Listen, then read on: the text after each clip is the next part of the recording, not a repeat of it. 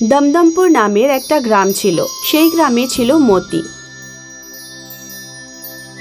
মতিকে গ্রামের লোকেরা missile man বলতো, কারণ মতি এমন একটা রকেট বানাতে চাইতো যেটা সূর্য পর্যন্ত পৌঁছতে পারে। দিন রাত কাজ করে মতি রকেটের ডিজাইন তৈরি করলো আর ইসরোতে ইমেল করলো। কিছুদিন পর ইসরোর অধিকারীরা মতির সাথে দেখা করতে দমদমপুরে এলো। এই ছেলে, মতিলাল শাস্ত্রীর বাড়িটা কোথায়? কোন মতিলাল শাস্ত্রী?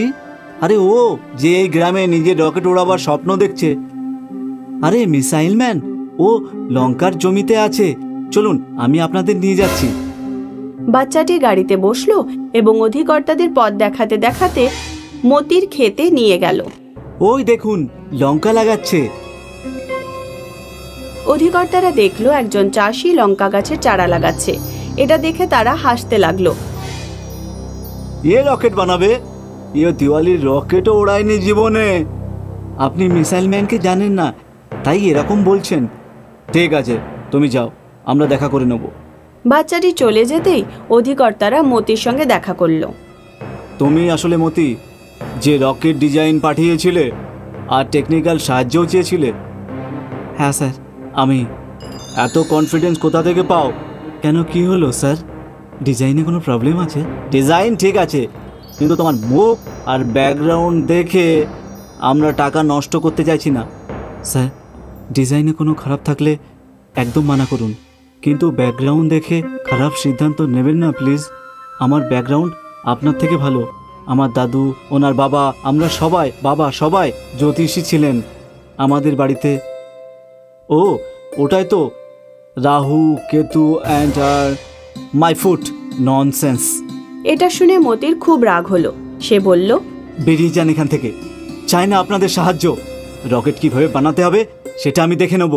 তোমার এই রকম ব্যবহার আশা করিনি। Good bye. অধিকর্তারা চলে যেতেই মতি হতাশ হয়ে কাঁদতে লাগলো। একটাই তো স্বপ্ন দেখেছিলাম জীবনে, আকাশে রকেট ওড়ানোর, কিন্তু এই শহরের বাবুরা ওটাও ছিনিয়ে নিয়ে গেল। কিছুদিন যাবার পর মতির লঙ্কার চারাগুলো বড় হয়ে গেল আর দেখতে দেখতে গাছে লঙ্কা আসতে শুরু হলো। একদিন মতি খেতে এলো আর ও দেখলো একটা বিশাল লঙ্কা হয়েছে। লঙ্কা দেখে মতি অবাক হয়ে গেল। আমি ফর্মুলা 10 ব্যবহার করেছিলাম, ফর্মুলা 1 ব্যবহার করতাম তো এইরকম লঙ্কার চান্সেস ছিল, কিন্তু ফর্মুলা 1 বানানো এত সহজ না। কিন্তু তাও এত বড় লঙ্কা কিভাবে হলো? মনে হয় প্রকৃতির কোনো চমৎকার হবে। মতি ওই বিশাল লঙ্কাটা ভালো করে দেখতে লাগলো। হঠাৎই তার মনে হলো যে লঙ্কাটা রকেটের মতো দেখতে। লঙ্কা রকেটের মতো দেখতে? লঙ্কা প্রকৃতিতে গরম হয়, আর গরমও সহ্য করতে পারে, আর তৈরিও করতে পারে।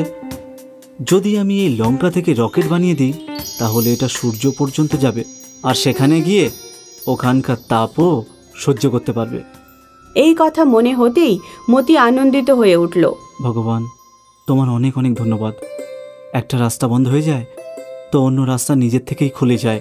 এখন না আমার কোনো টেকনিক্যাল সাপোর্ট চায়, না হাই কোয়ালিটির মেটেরিয়াল। ডিজাইনও আমার আর রকেটও আমার। মতি ক্রেন ডেকে ওই বিশাল লঙ্কাটা তুলে তার গোডাউনের সামনে নিয়ে এলো। লঙ্কাটা দেখতে গ্রামের লোকেরা জড়ো হলো এবং দেখে অবাক হয়ে গেল। মতি দিন রাত লঙ্কার ওপর কাজ করতে লাগলো। সে লঙ্কার গায়ে এমন এক যন্ত্র ফিট করলো যা সূর্যের প্রতিটি খবর পৃথিবীতে পৌঁছয়। সূর্যের তাপে যেন কোনো ক্ষতি না হয়, তার জন্য আমাকে রকেট অবশ্যই আমাকে পাহারা দিতেই হবে। মতি লঙ্কার মধ্যে গোলা বারুদ ভরে দিল। লঙ্কার রকেট আকাশে ওঠার জন্য প্রস্তুত হয়ে গেল। তারপর আর কি, মতি সঠিক দিন দেখে রকেট ওড়াবে বলে ঠিক করলো। তাড়াতাড়ি ওই দিন উজ্জ্বল সূর্য উঠল। গোডাউনের সামনে রকেট তৈরি হলো। মতি গোডাউন থেকে রকেট কন্ট্রোল করতে লাগলো। সমস্ত গ্রাম দেখতে লাগলো। মতি ঈশ্বরের নাম নিয়ে বোতাম টিপল এবং লঙ্কা থেকে ধোঁয়া বেরোতে লাগলো। লঙ্কার ধোঁয়াতে সব গ্রামবাসী এবং মতি বিরক্ত হয়ে গেল।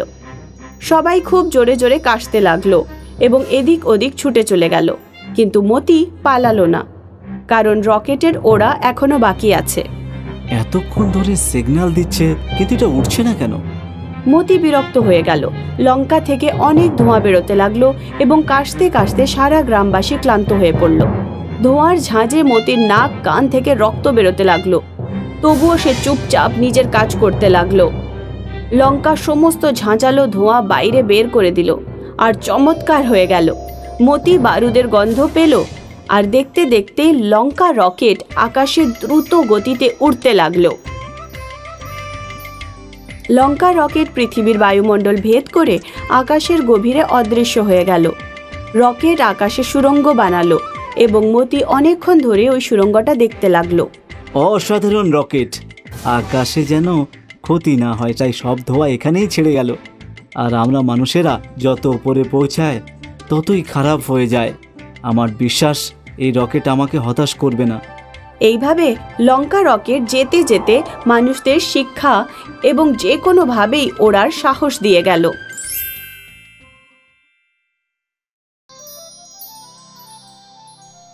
খড়গপুর নামের একটা গ্রামে ঢন্ডু নামের একটা নমুনা থাকত। ও কারোর কথা শুনতো না, সবসময় নিজের ইচ্ছায় চলতো আর ফেঁসে যেত। কিরে ঢন্ডু, মোষের শরীর কেমন আছে এখন? চাচা, মোষ তো মরে গেছে। কি? ডক্টরকে ডাকিসনি? ডাক্তার আসলে তো 200-400 টাকা খরচ হয়ে যেত। আরে পাগল, এখন 2 লাখের লোকসান তো হয়ে গেল, তার কি হবে? কৃপণতা করলে তো লোকসানই হবেই। গরমকাল শুরু হতে চলেছিল। ঢন্ডু তরমুজের চাষ করতে চেয়েছিল। বাজার থেকে বীজ এনে জমিতে বুনে দিল। কম্পোস্ট আর সেচেরও ভালো করে যত্ন করল। আর কিছুদিনের মধ্যেই তরমুজের ফল ফুটতে শুরু করে দিল। এইভাবেই কিছুদিন কেটে গেল। ঢন্ডু জমিতে এলো আর ও দেখল যে একটাও ফল ধরেনি। এটা দেখে ঢন্ডু খুবই চিন্তায় পড়ে গেল। বীজগুলো তো নকল ছিল, একটাও ফল হলো না। এখন তো সব গাছ তুলে ফেলতে হবে মনে হচ্ছে। এই বলে ঢন্ডু গাছগুলো তুলে ফেলতে লাগলো। শেষে একটা গাছ বেঁচেছিল। ঢন্ডু ওটাও যেই তুলতে গেল তখন ওর নজর পড়ল আরেকটা গাছের তরমুজের ওপর। এই ফল ধরা গাছটা থাক, বড় হয়ে গেলে তাহলে আমরা খেতে পারবো। এই বলে ঢন্ডু ঘরে চলে এলো। বেশ কিছুদিন কেটে গেল। গাছে থাকা ছোট্ট তরমুজটা বড় হতে লাগলো, প্রতিদিন বাড়তে থাকলো, পরিমাণের বেশি বড় হয়ে গেল আর বাড়তে বাড়তে পাহাড়ের মতো বড় হয়ে গেল। ঢন্ডু জমিতে এলো আর তরমুজ দেখে ও অবাক হয়ে গেল। ওর আকাশ ছোঁয়া খুশি হলো। তরমুজের ওপর উঠে ঢন্ডু নাচতে শুরু করলো আর চিৎকার করতে লাগলো। ঢন্ডুর চিৎকার শুনে পুরো গ্রামবাসী ওর জমিতে গেল আর তরমুজ দেখে চমকে গেল। এটা তরমুজ না বাঘ? এরকম তরমুজ জীবনে কখনো দেখিনি। তারপর আর কি, আশেপাশের গ্রামেও এই কথা ছড়িয়ে পড়ল। আর কিছু ব্যবসায়ী দরদাম করার জন্য ঢন্ডুর জমিতে পৌঁছল। দরদাম করতে করতে দাম 2 লাখ টাকা পর্যন্ত পৌঁছল। 2 লাখ দেব, বেচবে? পাগল হয়ে গেছে নাকি? এর সাইজটা একবার দেখেছো? সাইজটাই তো সমস্যা। কাটতে হবে, তারপর বেচতে হবে, না বিক্রি হলে স্টোর করতে হবে।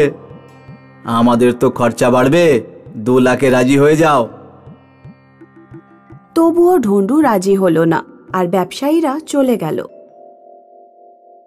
একদিন ঢন্ডু তার বন্ধুর তরমুজের দোকানে চিন্তিত হয়ে বসেছিল। ওর বন্ধু কাস্টমারকে তরমুজ বিক্রি করছিল। কি রে, ভেতরটা লাল হবে তো? আরে আমি কি করে জানবো? আমি কি ভেতরে ঢুকে দেখেছি? এই কথা শুনেই ঢন্ডুর মাথায় শয়তানি বুদ্ধি এলো। ঢন্ডু বন্ধুকে বলল, লোকেরা তরমুজ কেন খায়? গরমের হাত থেকে বাঁচার জন্য। গরমের হাত থেকে বাঁচার জন্য লোকেরা তরমুজ খায়, তাহলে তরমুজের ভেতরে থাকতেও তো পারে। তারপর আর কি, ঢন্ডু ওখান থেকে দৌড়ে পালালো আর কারিগরের সাথে জমিতে পৌঁছলো। তরমুজের ভেতরে একটা বাড়ি বানিয়ে দাও, লোকে এটা খেতে না, এতে থাকতে আসবে। কারিগররা কাজ শুরু করলো। দিন রাত কাজ করতে করতে 1 সপ্তাহের ভেতরে তরমুজের মধ্যে 100-200 রুম তৈরি হয়ে গেল। তারপর আর কি, ঢন্ডু জায়গায় জায়গায় তরমুজ হাউসের পাবলিসিটি করা শুরু করে দিল। একদিন ঢন্ডু তরমুজ হাউসের সামনে দাঁড়িয়েছিল। তখনই ওখানে একটা দামি গাড়ি এসে দাঁড়ালো। গাড়ি থেকে এক দম্পতি নেমে ঢন্ডুর কাছে এলো। আপনি কি ঢন্ডু? হ্যাঁ, বলুন। আমাদের নতুন বিয়ে হয়েছে। আমরা আমাদের হানিমুন কুল্লু মানালিতে না, আপনার তরমুজ হাউসে কাটাতে চাই। একদিনের চার্জ কত হবে? 2 লাখ। তারপর কি, দম্পতি ওকে 2 লাখ টাকা দিল আর দুজনে তরমুজ হাউসে হানিমুন কাটালো। তারপর ঢন্ডু তরমুজ হাউসে একটা রেস্টুরেন্ট খুলল আর ওর উপার্জন বাড়তে শুরু করলো। বড় বড় অ্যাক্টররা, নেতারা, ফরেনাররা তরমুজ হাউসে আসতে লাগলো আর ঢন্ডু কোটিপতি হয়ে গেল। একদিন একটা মিউজিয়ামের কিছু লোক ঢন্ডুর কাছে এলো আর বলল, আমরা এই তরমুজ হাউস মিউজিয়ামে রাখবো, বলো কত দাম চাও? আমি বিক্রি করতে চাই না। বিক্রি করে দাও, এমনিতেও বর্ষায় এখানে কেউ আসবে না আর এটা পড়ে থেকে নষ্ট হয়ে যাবে। আমরা প্রযুক্তি দিয়ে 1000 বছর সামলে রাখবো।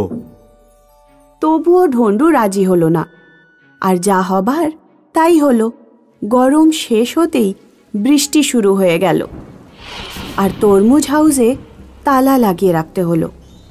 এখন কেউ তরমুজ হাউসে আসতে চায় না।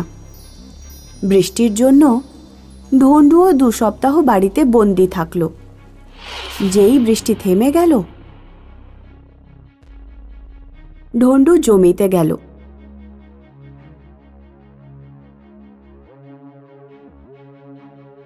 পৌঁছে ও দেখল তরমুজ হাউস মাটিতে পড়ে গেছে। ভয়ঙ্কর দুর্গন্ধ বেরোচ্ছিল। এসব দেখে ঢন্ডু বুক চাপড়ে চাপড়ে কাঁদতে লাগলো। হে ভগবান, এ কি হয়ে গেল?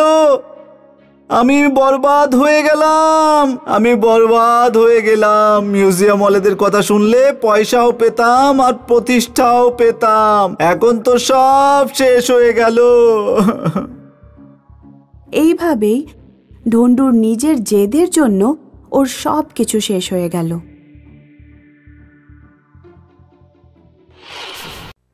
আব্দুল একজন খানসামা ছিল যে সুলতান মিয়ার হোটেলে তন্দুরি বানাতো।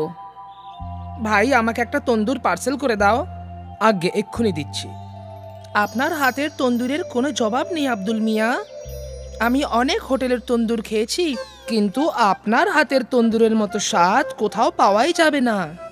ধন্যবাদ, আপনার যে আমার তন্দুরি ভালো লেগেছে সেটাই অনেক। আব্দুল অনেক বছর ধরে এই হোটেলেই কাজ করছিল। সবকিছু ঠিকই চলছিল। তারপর একদিন সুলতান মিয়ার ছেলে আফজল হোটেলের দেখাশোনা করতে আরম্ভ করলো। ভাই, আপনার হোটেলের তন্দুরির তো কোনো কথাই নেই। হ্যাঁ হ্যাঁ হ্যাঁ, আমি জানি জনাব, অনেক লোক আব্দুল মিয়ার তন্দুরির খুব প্রশংসা করেন। এই শুনে আব্দুল হাসলো। সে আফজলের মনে দুষ্ট বুদ্ধির ব্যাপারে জানতো না। আফজল ভেবে রেখেছিল যে ও তন্দুরি কাউন্টার আরো বড় করে বানাবে এবং আরো অনেক খানসামা রাখবে। আব্দুল ভাই, এবার আপনাকে অন্যান্য খানসামাদেরও আপনার মতন তন্দুরি বানাতে শেখাতে হবে। আসলে ব্যাপারটা হলো, আমি তন্দুরির কাউন্টারটা বড় করতে চলেছি যাতে আরো বেশি অর্ডার নিতে পারি, সেই জন্য। হ্যাঁ নিশ্চয়ই, আমি সব খানসামাদের শিখিয়ে দেবো। এই শুনে আফজল খুশি হলো। কিছুদিন পর তন্দুরি কাউন্টার বড় হয়ে গেল। আরো 2 জন খানসামা কাউন্টারে এলো আলতাফ আর আরবাজ। এবার আমাকে ভালো করে দেখো আর শেখো। যদি আমার মতন ভালো করে তন্দুরি বানাতে পারো তাহলে গ্রাহক তোমাদেরও তারিফ করবে। আব্দুল দুজনকে ভালো করে তন্দুরি বানাতে শেখাতে লাগলো। কিছুদিনের মধ্যেই ওরাও আব্দুলের মতন তন্দুরি বানাতে শিখে গেল। আশা করি এবার আপনার হোটেল খুব ভালো ব্যবসা করবে এবং ভালো লাভ করবে। আপনার আশীর্বাদ থাকলে সবই হবে আব্দুল মিয়া। আব্দুল ভালো মনে ওই দুজন খানসামাকে তন্দুরি বানাতে শিখিয়েছিল, কিন্তু আফজল খুব চালাক ছিল। ওর মনে শুধু টাকা রোজগার করার জেদ ছিল। তাই জন্য ও একটা নতুন পোল্ট্রিওয়ালার সাথে সওদা করলো। এই পোল্ট্রিওয়ালা আফজলকে সস্তা দামে মরা মুরগি বিক্রি করতে লাগলো, যার জন্য আফজলের লাভ বেড়ে গেল। তন্দুরি কাউন্টার বড় হয়ে যাওয়ার কারণে গ্রাহকও বেড়ে গিয়েছিল। সবকিছু ঠিকঠাক চলছিল, কিন্তু একদিন যখন আব্দুল বেশ রাত পর্যন্ত হোটেলে ছিল, তখন হোটেলের মালিক সুলতান সেখানে এলো। বাবা আফজল, কেমন চলছে হোটেল? খুব ভালো আব্বা। আমি শুনেছি তুই নাকি পোল্ট্রিওয়ালা বদলে দিয়েছিস। হ্যাঁ আব্বা, এই পোল্ট্রিওয়ালা আমাদের কম দামে মুরগি দিচ্ছে। আচ্ছা, কিন্তু কি করে দিচ্ছে? কারণ সেই মুরগিগুলো আগে থেকেই মরা। ইয়া খোদা, এ কি পাপ করছিস বাবা? এটা ভুল। এরকম পাপ করো না। যদি আমাদের তন্দুরি খেয়ে কারোর শরীর খারাপ হয় তাহলে খোদা আমাদের ক্ষমা করবেন না বাবা। এরকম কিছুই হবে না আব্বা। সব হোটেলওয়ালাই এটাই করে। আমার সব বন্ধুদের হোটেলে এটাই হয়। এখনো কারোর শরীর খারাপ হয়নি, আর আগেও হবে না। আমার কাজ ছিল তোমাকে সাবধান করা, বাকি তোমার ইচ্ছা। এখন এই হোটেল তোমার, আর তুমি এটার মালিক। ভালো হোক বা মন্দ হোক সেটা তোমার সিদ্ধান্ত, ঠিক আছে? সুলতান সাহেব ওখান থেকে চলে গেলেন। এই পুরো কথাবার্তা আব্দুল শুনে নিয়েছিল। কিছুক্ষণ পরে সেও নিজের বাড়ির দিকে চলে গেল। রাত্রে আব্দুল এই ব্যাপারে চিন্তা করতে লাগলো। আমি এমন জায়গায় কাজ করতে পারবো না যেখানে মানুষের শরীর স্বাস্থ্য নিয়ে খেলা করা হয়। এটা একদম ভুল কাজ। কিন্তু আফজল মিয়া আমার কথা শুনবে না। ভালো এটাই হবে যে আমি এই কাজটা ছেড়ে দিই। আব্দুল ভেবে নিয়েছিল যে ও সুলতান হোটেলে খানসামার কাজ ছেড়ে দেবে। পরের দিন সকালেও হোটেলে গেল। আমি কাল সবকিছু শুনে নিয়েছিলাম। এই কাজ করতে আমার মন আমাকে সায় দিচ্ছে না। আমি এই হোটেল ছেড়ে চলে যাচ্ছি। ভালো কথা। তোমার কি মনে হয় তুমি চলে গেলে আমার হোটেল বন্ধ হয়ে যাবে? কখনোই না। কিন্তু তুমি অন্য কোনো হোটেলে কখনো কাজ পাবে না। এটা কিন্তু সত্যি আব্দুল মিয়া। আমি মেনে নিলাম। আমি কাজ না করেও থেকে যাব, কিন্তু বেইমানিতে অংশগ্রহণ করব না। আব্দুল এই কথা বলে সেখান থেকে চলে গেল। ও অনেক হোটেলে কাজ খুঁজতে লাগলো, কিন্তু কোথাও ও কাজ পেল না। ক্লান্ত হয়ে সে একদিন ওর বন্ধু মুস্তাফার সাইকেলের দোকানে গিয়ে বসলো। কি হলো ভাই, আজও কাজ পেলে না? না বন্ধু, জানি না এবার কি করব। আমি তন্দুরি বানানো ছাড়া আর কোনো কাজ করতেও পারি না। তোমাকে কে বলেছে অন্য কাজ করতে? আমি তো এটা বলছিলাম যে তুমি তোমার নিজের তন্দুরির কাউন্টার খুলে ফেলো। অত টাকা নেই আমার কাছে। তন্দুর বানাতে অনেক টাকা লাগে, আর তার উপরে হোটেলও তো চাই না। তার উপর তার ভাড়া, এত কিছু আমি কি করে করব? তোমার দুটো সমস্যার একটাই সমাধান আছে আমার কাছে। একটু অপেক্ষা করো। মুস্তাফা দুটো পুরনো সাইকেলের রিম নিয়ে তার মধ্যে দিয়ে একটা শিক ঢুকিয়ে দিল। নে, তৈরি হয়ে গেছে। এটা কি? বোঝাচ্ছি তোকে। মুস্তাফার কাছে একটা হাতগাড়ি ছিল। মুস্তাফা হাতগাড়ির ওপর একটা লোহার পাট ঠুকে আটকে দিল, আর তারপর সেই তন্দুর ওই হাতগাড়ির ওপর রেখে দিল। এবার এটার নিচে তুই জ্বলন্ত কয়লা রাখ, আর এটা ঘুরিয়ে ঘুরিয়ে তন্দুরি বানা। আরে বাহ, এটা তো খুব ভালো। তুই এটা ভাবলি কি করে? আমি তোর সাহায্য করতেই চাইছিলাম, তাই এটা আমার মাথায় এলো। ধন্যবাদ ধন্যবাদ আমার বন্ধু। পরের দিন আব্দুল তার হাতগাড়িতে তন্দুরি বিক্রি করতে লাগলো। আব্দুল তন্দুরি বানাতে পারদর্শী ছিল। ওর হোটেল ছিল না, তাই সে তন্দুরির দামও কম রেখেছিল। আব্দুলের তন্দুরির ঠেলাতে গ্রাহকদের ভিড় লেগেই থাকতো। ওদিকে সুলতান হোটেলে ফুড অফিসারদের রেড হলো, আর মরা মুরগি বিক্রি করার অপরাধে হোটেল সিল করে দেওয়া হলো, আর আফজলকে জেলে বন্দি করে দেওয়া হলো। হয়তো এটাই প্রকৃতির নিয়ম। ভালোর সাথে ভালো হয় আর খারাপের সাথে খারাপ। তাই জন্য কথায় আছে, যার শেষ ভালো তার সব ভালো। আব্দুল একজন খানসামা ছিল যে সুলতান মিয়ার হোটেলে তন্দুরি বানাতো। ভাই আমাকে একটা তন্দুর পার্সেল করে দাও। আগে এক্ষুনি দিচ্ছি। আপনার হাতের তন্দুরের কোনো জবাব নেই আব্দুল মিয়া। আমি অনেক হোটেলের তন্দুর খেয়েছি, কিন্তু আপনার হাতের তন্দুরের মতো স্বাদ কোথাও পাওয়াই যাবে না। ধন্যবাদ, আপনার যে আমার তন্দুরি ভালো লেগেছে সেটাই অনেক। আব্দুল অনেক বছর ধরে এই হোটেলেই কাজ করছিল। সবকিছু ঠিকই চলছিল। তারপর একদিন সুলতান মিয়ার ছেলে আফজল হোটেলের দেখাশোনা করতে আরম্ভ করলো। ভাই, আপনার হোটেলের তন্দুরির তো কোনো কথাই নেই। হ্যাঁ হ্যাঁ হ্যাঁ, আমি জানি জনাব। অনেক লোক আব্দুল মিয়ার তন্দুরির খুব প্রশংসা করেন। এই শুনে আব্দুল হাসল। সে আফজলের মনে দুষ্টু বুদ্ধির ব্যাপারে জানতো না। আফজল ভেবে রেখেছিল যে ও তন্দুরি কাউন্টার আরো বড় করে বানাবে এবং আরো অনেক খানসামা রাখবে। আব্দুল ভাই, এবার আপনাকে অন্যান্য খানসামাদেরও আপনার মতন তন্দুরি বানাতে শেখাতে হবে। আসলে ব্যাপারটা হলো, আমি তন্দুরির কাউন্টারটা বড় করতে চলেছি যাতে আরো বেশি অর্ডার নিতে পারি, সেই জন্য। হ্যাঁ নিশ্চয়ই, আমি সব খানসামাদের শিখিয়ে দেবো। এই শুনে আফজল খুশি হলো। কিছুদিন পর তন্দুরি কাউন্টার বড় হয়ে গেল। আরো দুজন খানসামা কাউন্টারে এলো, আলতাফ আর আরবাজ। এবার আমাকে ভালো করে দেখো আর শেখো। যদি আমার মতন ভালো করে তন্দুরি বানাতে পারো তাহলে গ্রাহক তোমাদেরও তারিফ করবে। আব্দুল দুজনকে ভালো করে তন্দুরি বানাতে শেখাতে লাগলো। কিছুদিনের মধ্যেই ওরাও আব্দুলের মতন তন্দুরি বানাতে শিখে গেল। আশা করি এবার আপনার হোটেল খুব ভালো ব্যবসা করবে এবং ভালো লাভ করবে। আপনার আশীর্বাদ থাকলে সবই হবে আব্দুল মিয়া। আব্দুল ভালো মনে ওই দুজন খানসামাকে তন্দুরি বানাতে শিখিয়েছিল, কিন্তু আফজল খুব চালাক ছিল। ওর মনে শুধু টাকা রোজগার করার জেদ ছিল। তাই জন্য ও একটা নতুন পোল্ট্রিওয়ালার সাথে সওদা করলো। এই পোল্ট্রিওয়ালা আফজলকে সস্তা দামে মরা মুরগি বিক্রি করতে লাগলো, যার জন্য আফজলের লাভ বেড়ে গেল। তন্দুরি কাউন্টার বড় হয়ে যাওয়ার কারণে গ্রাহকও বেড়ে গিয়েছিল। সবকিছু ঠিকঠাক চলছিল, কিন্তু একদিন যখন আব্দুল বেশ রাত পর্যন্ত হোটেলে ছিল, তখন হোটেলের মালিক সুলতান সেখানে এলো। বাবা আফজল, কেমন চলছে হোটেল? খুব ভালো আব্বা। আমি শুনেছি তুই নাকি পোল্ট্রিওয়ালা বদলে দিয়েছিস।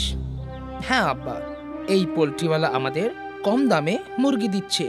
আচ্ছা, কিন্তু কি করে দিচ্ছে? কারণ সেই মুরগিগুলো আগে থেকেই মরা। ইয়া খোদা, এ কি পাপ করছিস বাবা? এটা ভুল। এরকম পাপ করো না।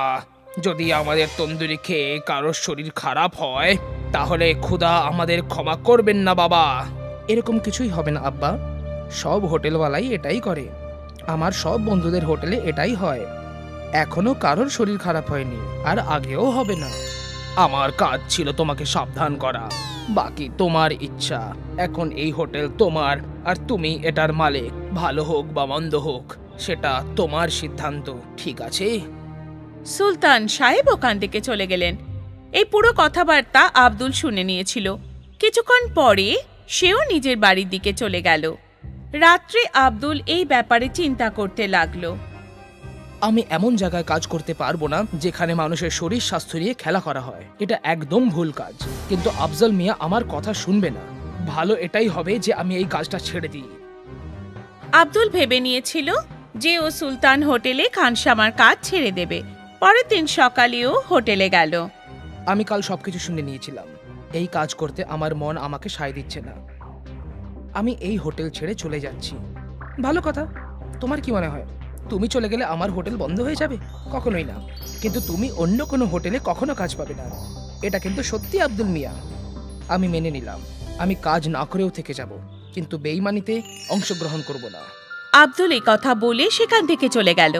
ও অনেক হোটেলে কাজ খুঁজতে লাগলো, কিন্তু কোথাও ও কাজ পেল না। ক্লান্ত হয়ে সে একদিন ওর বন্ধু মুস্তাফার সাইকেলের দোকানে গিয়ে বসলো। কি হলো ভাই, আজও কাজ পেলে না? না বন্ধু, জানি না এবার কি করব। আমি তন্দুরি বানানো ছাড়া আর কোনো কাজ করতেও পারি না। তোমাকে কে বলেছে অন্য কাজ করতে? আমি তো এটা বলছিলাম যে তুমি তোমার নিজের তন্দুরির কাউন্টার খুলে ফেলো। অত টাকা নেই আমার কাছে। তন্দুর বানাতে অনেক টাকা লাগে, আর তার উপরে হোটেলও তো চাই না। তার উপর তার ভাড়া, এত কিছু আমি কি করে করব? তোমার দুটো সমস্যার একটাই সমাধান আছে আমার কাছে, একটু অপেক্ষা করো। মুস্তাফা দুটো পুরনো সাইকেলের রিম নিয়ে তার মধ্যে দিয়ে একটা শিক ঢুকিয়ে দিল। নে, তৈরি হয়ে গেছে। এটা কি? বোঝাচ্ছি তোকে। মুস্তাফার কাছে একটা হাতগাড়ি ছিল। মুস্তাফা হাতগাড়ির ওপর একটা লোহার পাট ঢুকে আটকে দিল, আর তারপর সেই তন্দুর ওই হাতগাড়ির ওপর রেখে দিল। এবার এটার নিচে তুই জ্বলন্ত কয়লা রাখ, আর এটা ঘুরিয়ে ঘুরিয়ে তন্দুরি বানা। আরে বাহ, এটা তো খুব ভালো। তুই এটা ভাবলি কি করে? আমি তোর সাহায্য করতেই চাইছিলাম, তাই এটা আমার মাথায় এলো। ধন্যবাদ ধন্যবাদ আমার বন্ধু। পরের দিন আব্দুল তার হাতগাড়িতে তন্দুরি বিক্রি করতে লাগলো। আব্দুল তন্দুরি বানাতে পারদর্শী ছিল। ওর হোটেল ছিল না, তাই সে তন্দুরির দামও কম রেখেছিল। আব্দুলের তন্দুরির ঠেলাতে গ্রাহকদের ভিড় লেগেই থাকতো। ওদিকে সুলতান হোটেলে ফুড অফিসারদের রেড হলো, আর মরা মুরগি বিক্রি করার অপরাধে হোটেল সিল করে দেওয়া হলো, আর আফজালকে জেলে বন্দি করে দেওয়া হলো। হয়তো এটাই প্রকৃতির নিয়ম, ভালোর সাথে ভালো হয় আর খারাপের সাথে খারাপ। তাই জন্য কথায় আছে, যার শেষ ভালো তার সব ভালো।